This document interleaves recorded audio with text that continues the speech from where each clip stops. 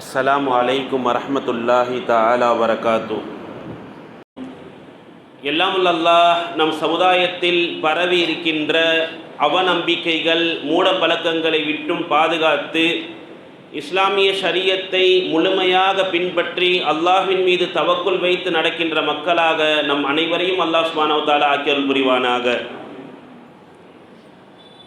சங்கமிக்க அல்லாஹ்வின் அன்புக்குரியவர்களே, நபிகள் நாயகம் ஸல்லல்லாஹு அலைஹி வஸல்லம் அவர்கள் சொல்லி தந்தார்கள், அல் முக்மினுல் கவிய்யு ஹைருன் வ அஹப்பு இலல்லாஹி மினல் முக்மினில் லஈஃபி. ஒரு உறுதிமிக்க முக்மீனாக இருக்கக்கூடியவர் அல்லாஹ்விடத்தில் பிரியமானவராகவும் சிறந்தவராகவும் இருக்கிறார். மினல் முக்மினில் லஈஃப், பலவீனமான முக்மினை விட என்று நபிகள் நாயகம் ஸல்லல்லாஹு அலைஹி வஸல்லம் அவர்கள் சொல்லித் தருகிறார்கள். ஈமான் என்பது பலம் மிக்க உறுதிமிக்கதாகவும் இருக்கும். சில நேரங்களில் அது பலவீனம் அடைந்தும் போய்விடும்.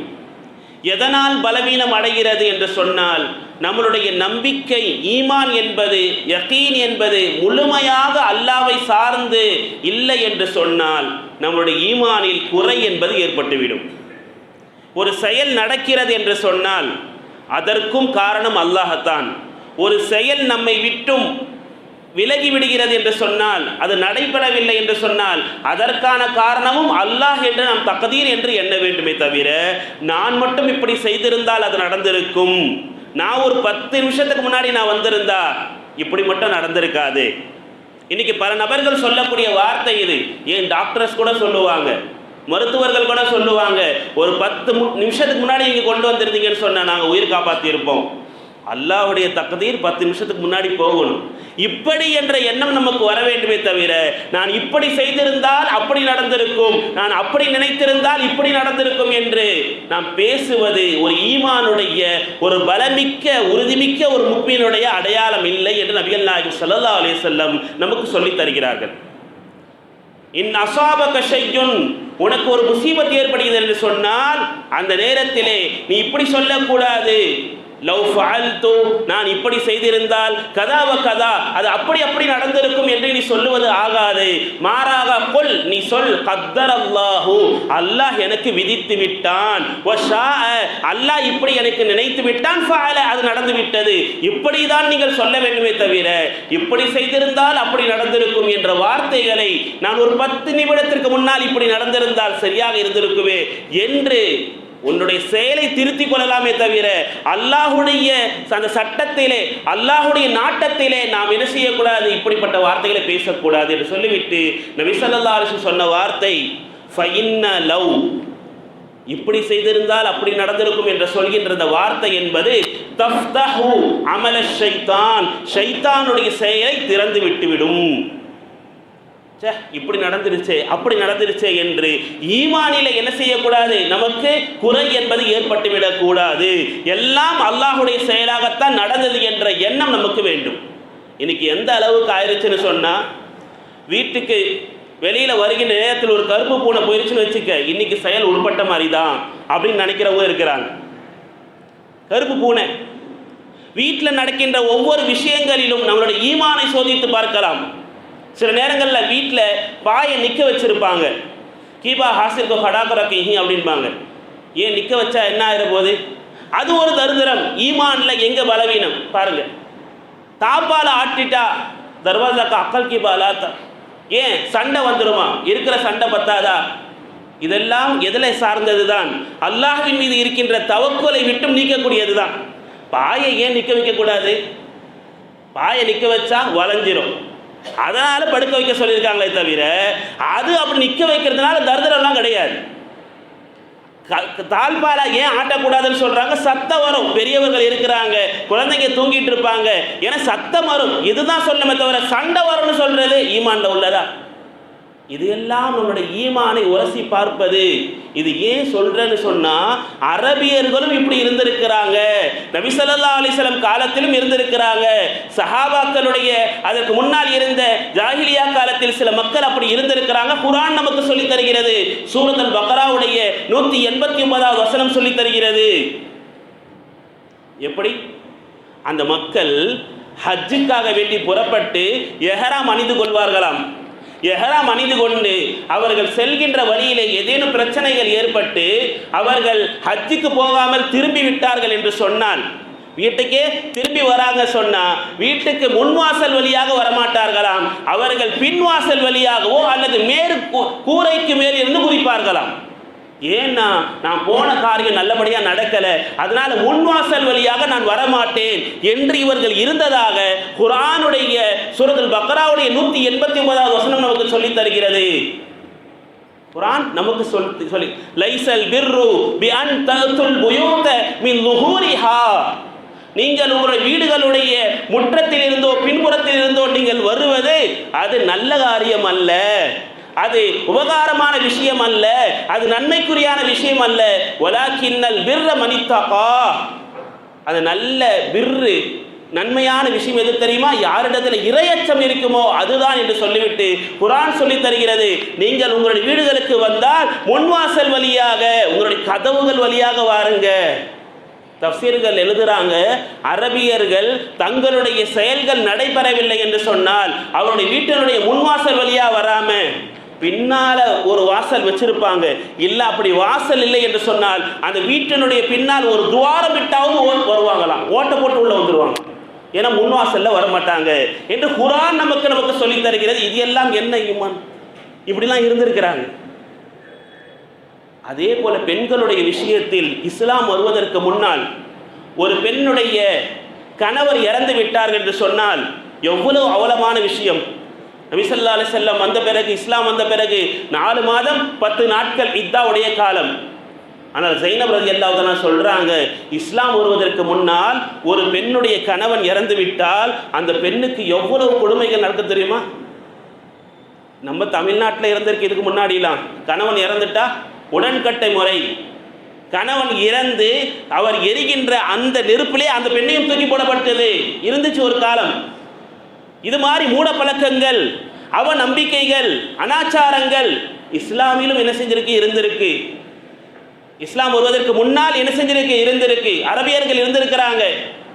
ஒரு பெண்ணுடைய கணவன் இறந்து விட்டால் அந்த பெண்ணுடைய கணவன் இறந்த அந்த நேரத்திலிருந்து அந்த பெண்ணை 1 வருட காலம் வரை ஒரு அறையில் அடக்கி வச்சிருவாங்களாம். உணவு மட்டும்தான் கொடுக்கப்படும், உணவு மட்டும்தான் அந்த பெண்ணுக்கு கொடுக்கப்படும். கிழிந்த ஆடையை அணிந்து கொண்டு அந்த பெண் குளிக்காமல் தூய்மையே இல்லாமல் 1 வருட காலம் அந்த அறையிலே அப்படியே என்ன செய்வாள்? இருப்பாள். ஸைனப் ரலியல்லாஹு அன்ஹா சொல்றாங்க, 1 வருடம் முடிந்ததற்கான அடையாளமாக அந்த பெண்ணிடத்திலே ஒரு விலங்கை, ஒரு பறவையை கொண்டு போய் அந்த பெண்ணிடத்திலே கொடுக்கப்படும்.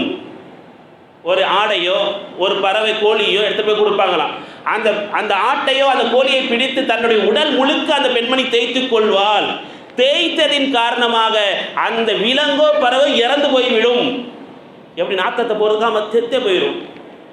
பிறகு அந்த பெண்மணி வெளியிலே வந்து ஒரு ஒட்டகச்சாணத்தை தூக்கி அவருக்கு முன்புறத்தில் இருந்து வீசுவாள். அப்பொழுதுதான் அந்த பெண்ணுடைய இத்தா என்பது முடிந்ததாக. எங்கள் இஸ்லாம் வருவதற்கு முன்னால் இப்படிப்பட்ட பழக்கங்கள் இருந்தது. இதையெல்லாம் மூட பழக்கங்கள் என்று நபிகள் நாயகம் ஸல்லல்லாஹு அலைஹி வஸல்லம் ஒழித்தார்கள் என்று சொல்றாங்க. இன்னைக்கும் பார்க்கிறோம், நம்மளிடத்துல இருக்கின்ற சஃபர் மாதம் வந்துருச்சுன்னா, முஹர்ரம் மாதம் வந்துருச்சுன்னு சொன்னா திருமண காரியங்கள் வைக்கிறது கிடையாது. காரணம் கேட்டால் சஃபர்ல எப்படி வைக்கிறது? இதில் தேரா தேசை ஒடுக்கத்து போதுதான் என்னென்னதோ இருக்கிறது. இஸ்லாமிய ஷரியத்திற்கும் இதுக்கும் எந்த ஒரு சம்மந்தமும் கிடையாது. நபிகள் நாயகம் ஸல்லல்லாஹு அலைஹி வஸல்லம் காலத்திலும் சஃபர் மாதத்தை ஒரு பீடை மாதமாக கருதப்பட்ட நேரத்தில் நபிகள் நாயகம் ஸல்லல்லாஹு அலைஹி வஸல்லம் சொன்னார்கள், லா அதுவா, தொற்று நோய் என்பதும் கிடையாது, வலா சஃபர, இந்த சஃபர் மாதம் பீடை என்பதும் கிடையாது, வலா தியரத, இந்த பறவை சகுனம் பார்ப்பதும் கிடையாது, வலா ஹாமத, இந்த ஆந்தை சகுனம் பார்ப்பதெல்லாம் கிடையாது என்று நபிகள் நாயகம் ஸல்லல்லாஹு அலைஹி வஸல்லம் மிக தெளிவாக இஸ்லாமிய ஷரியத்தை சொல்லிக் கொடுத்தாங்க. நீங்கள் சகுனம் பார்க்கிறீர்கள் என்று சொன்னால் நறு சகுனம் என்று ஒன்று இருக்கிறது நபி ஸல்லல்லாஹு அலைஹி வஸல்லம் சொல்றாங்க. நீங்கள் எப்பொழுதுமே லா தியரத, பறவை சகுனத்தை பார்க்காதீர்கள். வஹைருஹா அல்ஃபல் அப்படின்னு நபி ஸல்லல்லாஹு அலைஹி வஸல்லம் சொன்னாங்க. வமன் ஃபஅல் யா ரசூலல்லாஹ், அந்த ஃபஅல் என்றால் என்ன அப்படின்னு கேட்டதுக்கு சொன்னாங்க நபிகள் நாயகம் ஸல்லல்லாஹு அலைஹி வஸல்லம், அல் கலிமத்து ஸாலிஹா, நல்ல வார்த்தைகள் என்று நபி ஸல்லல்லாஹு அலைஹி வஸல்லம் சொன்னாங்க.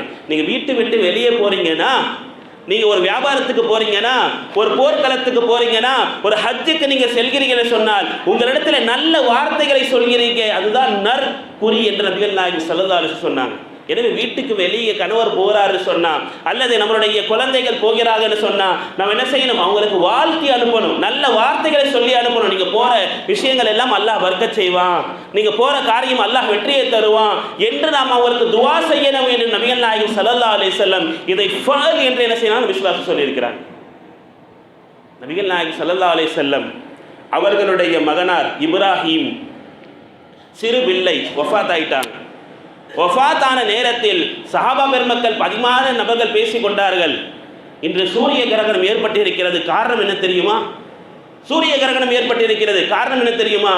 நபி ஸல்லல்லாஹு அலைஹி வஸல்லம் மகனார் இப்ராஹிம் அவர்கள் வஃபாத் ஆயிட்டாங்க, எனவே தான் சூரியன் என்ன செய்திருக்கிறது? கிரகணம் பிடித்திருக்கிறது என்று சொன்னார்கள். அப்போது நபி ஸல்லல்லாஹு அலைஹி வஸல்லம் அவர்களுடைய ஈமானை அங்க பலவீனம் ஏற்படுவதை பார்த்து நபி ஸல்லல்லாஹு அலைஹி வஸல்லம் சொன்னார்கள், இன்ன ஷம்ஸ வல் கமர ஆயத்தானி மின் ஆயாத்தில்லாஹ், சூரியனும் சந்திரனும் அல்லாஹ்வுடைய அத்தாட்சிகளிலிருந்து இருக்கிறது. லா யன்கஸிஃபானி லிமௌத்தி அஹதின், எந்த ஒரு மனிதனுடைய மௌத்தின் காரணமாகவும் அது கிரகணம் பிடிக்காது. வலாலி ஆயாத்தி, ஒருவருடைய பிறப்பின் காரணமாகவும் அது என்ன செய்யாது? கிரகணம் பிடிக்காது. மௌத்தானாலும் சரி, யார் மௌத்தானாலும் சரி, அது அல்லாஹ்வுடைய அத்தாட்சி, இதனால் தான் அது ஏற்பட்டது. அப்படி என்று மற்றதின் மீது ஈமானை கொண்டு போவது ஒரு முக்மீனுக்கு, ஒரு முஸ்லிமுக்கு அடையாளம் இல்லை என்று இஸ்லாம் சொல்றாங்க. எந்த செயல் நடந்தாலும் அது அல்லாஹ்வை சார்ந்துதான் நடக்கிறதே தவிர மற்றவர்களால் நடக்கிறது, இதனால் தான் நடக்கிறது என்று நாம் நம்பிக்கை கொள்வது நம்ம ஈமானிலே பலவீனத்தை ஏற்படுத்தும், சில நேரங்களில் ஷிர்கின் பக்கமும் கொண்டு போயிட்டு. உமர் ரலியல்லாஹு அன்ஹு ஆட்சி காலம், சில சஹாபா பெருமக்கள், சில மக்கள் ஒரு மரத்தின் கீழ் உட்கார்ந்து ஜிக்ர் செஞ்சிட்டு இருக்கிறாங்க. ஒரு அந்த மரத்தின் கீழே சில நபர்கள் தொழுது கொண்டு இருக்கிறாங்க. இதை உமர் ரலியல்லாஹு அன்ஹு பார்க்குறாங்க. என்ன இந்த மரத்துக்கு கீழே எல்லாருமே உட்காந்து என்ன செய்கிறாங்க? ஜிக்ர் செய்கிறாங்க, தொழுகிறாங்க. ஒருத்தனை கூப்பிட்டு கேட்டாங்க, என்னங்க என்ன நடக்குதாங்க? அமீருல் முஃமினீன் அவர்களே, அது என்ன மரம் தெரியாதா உங்களுக்கு? என்ன மரம் நீங்கள் தான் சொல்லுங்களேன் அப்படின்னாங்க. அதுதான் ஷஜரத்து பையத்து ரில்வான். நபி ஸல்லல்லாஹு அலைஹி வஸல்லம் ஹுதைபியா உடன்படிக்கை நடந்துச்சு இல்லையா? அப்போ 1400 1500 சஹாபா பெருமக்கள் நபி ஸல்லல்லாஹு அலைஹி வஸல்லம் இடத்துல இந்த மரத்துக்கு கீழ் உட்கார்ந்து தான் பையத்து செஞ்சாங்க. எனவே தான் அது ஒரு புனிதமிக்க மரம் என்று அங்க போய் தொழுறாங்க, அங்க போய் ஜிக்ர் செய்யறாங்கன்னு சொன்ன உடனே அப்படியான்னு கேட்டுக்கிட்டு மர வெற்ற ஒருத்தரை கூப்பிட்டாங்க. கூப்பிட்டு அந்த மரத்தை எடுத்துருங்கன்னாங்க. அந்த மரத்தை எடுத்துருங்க. ஏன் உமர் ரலியல்லாஹு அன்ஹு இப்ப சொன்னாங்க? அல்லாஹ்வின் மீது தான் ஈமான் என்பது வேண்டும். எங்க உட்கார்ந்து ஜிக்ர் செய்யலாம், எங்க உட்கார்ந்து என்ன செய்யலாம்? தொழுகலாம். ஏன் அங்கே தான் போய் தொழுக வேண்டும் என்ற ஈமானை அங்கே கொண்டு சேர்ப்பது ஒருபோதும் ஆகாது என்பதற்காக வேண்டி அந்த மரத்தையே வெட்டுமாறு அமீருல் முஃமினீன் உமர் ரலியல்லாஹு அன்ஹு சொன்னாங்க. நம்முடைய ஈமான் என்பது மற்ற விஷயங்களின் மீது ஒருபோதும் போகக்கூடாது. சூரத்து தலாக்குடைய 3வது வசனம் நமக்கு சொல்லித் தருகிறது, அல்லாஹ்வின் மீது யார் முழு நம்பிக்கை வைக்கிறாரோ ஃபஹுவ ஹஸ்புஹு, அல்லாஹ்வே அவருக்கு போதுமானவன். அல்லாஹ்வின் மீது தான் நமக்கு தவக்குல் என்பது வேண்டும். அல்லாஹ்வின் மீது தான் நமக்கு முழு நம்பிக்கை வேண்டும். எந்த ஒரு வஸ்துக்களின் மீதும் நமக்கு என்ன செய்யக்கூடாது? நம்பிக்கை என்பது போகக்கூடாது. இந்த சஃபர் மாதத்தில் திருமணம் வச்சா நல்லபடியாக வாழ மாட்டாங்க அப்படிலாம் கிடையாது. நபிகள் நாயகம் ஸல்லல்லாஹு அலைஹி வஸல்லம் முதல் திருமணம் யாரோ நடந்துச்சு? கதீஜா ரலியல்லாஹு தஆலா அன்ஹா. அவங்களுக்கும் நபி ஸல்லல்லாஹு அலைஹி வஸல்லம் திருமணம் ஆனது சஃபர் மாதத்தில் வரலாறு சொல்லி தருகிறது. சஃபர் மாதத்தில் 4 பெண் பிள்ளைகள் 3 ஆண் பிள்ளைகள் நபி ஸல்லல்லாஹு அலைஹி வஸல்லம் பெற்றெடுத்தாங்க. குழந்தை சில நபர்கள் சொல்லுவது சஃபர் में शादी रखे तो बच्चा छोड़ानी அப்படின்னு. அல்லாஹ் பாதுகாக்க வேண்டும். அவர்களுக்கு 7 குழந்தைகள் பிறந்தது. ஏன்? நபி ஸல்லல்லாஹு அலைஹி வஸல்லம் அவங்களுடைய ஆருயிர் நபி ஸல்லல்லாஹு அலைஹி வஸல்லம் மகள் யார்? ஃபாத்திமா ரலியல்லாஹு தஆலா அன்ஹா. அவர்களுக்கும் அலி ரலியல்லாஹு தஆலா அன்ஹு திருமணம் நடந்ததே சஃபர் மாதத்தில் தான். வரலாறு சொல்லித் தருகிறது. தன்னுடைய மகளுக்கு நபி ஸல்லல்லாஹு அலைஹி வஸல்லம் அவங்க நல்லா வாழ மாட்டாங்கன்னு தெரிஞ்சு அந்த மாதத்தில் திருமணம் வைப்பாங்களா? நபி ஸல்லல்லாஹு அலைஹி வஸல்லம் அவங்களுக்கு திருமணம் முடிச்சு கொடுத்தாங்க. வரலாறு சொல்லித் தருகிறது. எவ்வளவு மஹர் கொடுத்தார்கள் அது வரலாறுல இருக்கு. எந்த மாதத்தில் யார் அவங்களுக்கு உத்வா ஓதுனாங்க, எல்லா விஷயங்களும் என்ன செய்கிறது? அந்த வரலாறுகள் நமக்கு சொல்லித் தருகிறது. சஃபர் மாதம் என்பது ஒரு காலம் பீடை மாதம் அல்ல. அந்த காலத்துலலாம் ஆந்தை சகுனம்னு பார்த்துட்டு இருந்தாங்களாம். அதாவது எந்த ஒரு மனிதர் இறந்து போய்விட்டாரோ அவருடைய எலும்புகள் தான் ஆந்தையாக மாறி என்ன செய்கிறது, அவருடைய வீட்டிலே உட்கார்ந்திருக்கிறது. இப்படிலாம் ஆந்தை சகுனம் பார்த்தார்கள். அதையும் நபி ஸல்லல்லாஹு அலைஹி வஸல்லம் ஒருபோதும் உங்களுடைய ஈமான் என்பது ஆந்தையை பார்ப்பதினாலோ, பறவை சகுனம் பார்ப்பதினாலோ, பறவை ஜோஷியம் பார்ப்பதினாலோ, இன்னைக்கு பல நபர்களுடைய ஈமான் என்பது எங்கே போயிடுச்சு, ஜோஷியம் பக்கம் போயிட்டு இருக்கு. அல்லாஹ் பாதுகாக்க வேண்டும். நாம்பிராஸ் பார்க்கிறது, பேர் பொருத்தம் பார்க்கிறது, இது எல்லாம் இஸ்லாமிய ஷரியத்தில் இருக்கிறது. இது எல்லாம் ஈமானுடைய பலவீனம். ஈமான் கொஞ்சம் கொஞ்சம் குறைந்து ஷிர்கின் பக்கம் நம்மளுடைய சீர்த்து விடும். அல்லாஹ் பாதுகாக்க வேண்டும். நபிகள் நாயகம் ஸல்லல்லாஹு அலைஹி வஸல்லம் தனக்கு கனவிலே காட்டப்பட்ட விஷயத்தை சொல்கிறார்கள்.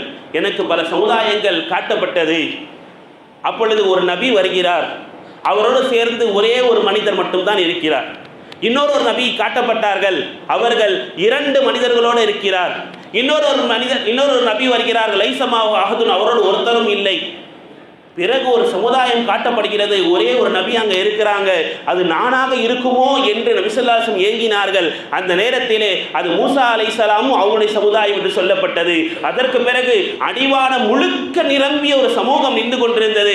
அது யார் என்று நான் கேட்டேன். அதுதான் நபியே நீங்களும் உங்களுடைய சமூகம் நின்று கொண்டிருக்கிறீங்க என்று சொல்லிவிட்டு இவர்களில் கேள்வி கணக்கு கேட்காமல் 70,000 நபர்கள் சொர்க்கத்திற்கு போவார்கள் என்று அங்கே சொல்லப்பட்டது.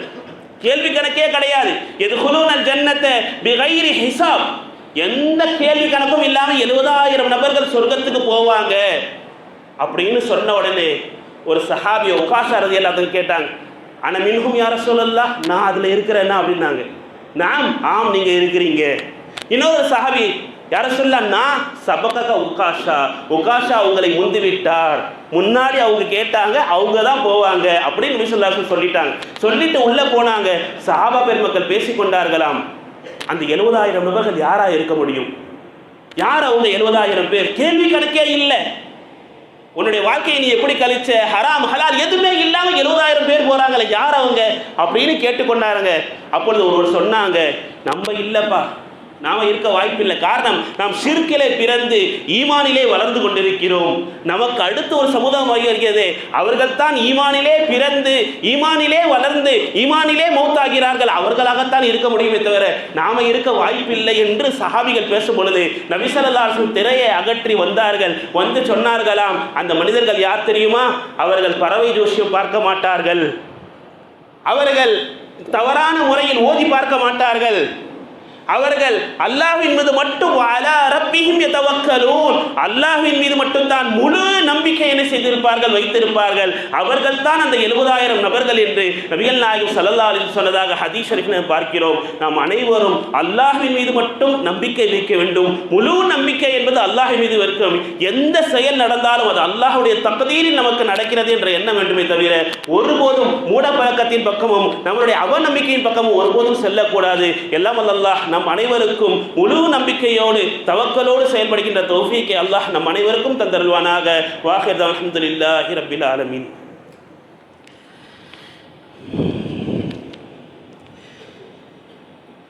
அஸ்ஸலாமு அலைக்கும் வரஹ்மத்துல்லாஹி வபரகாத்துஹு. நலம் விளைகள்.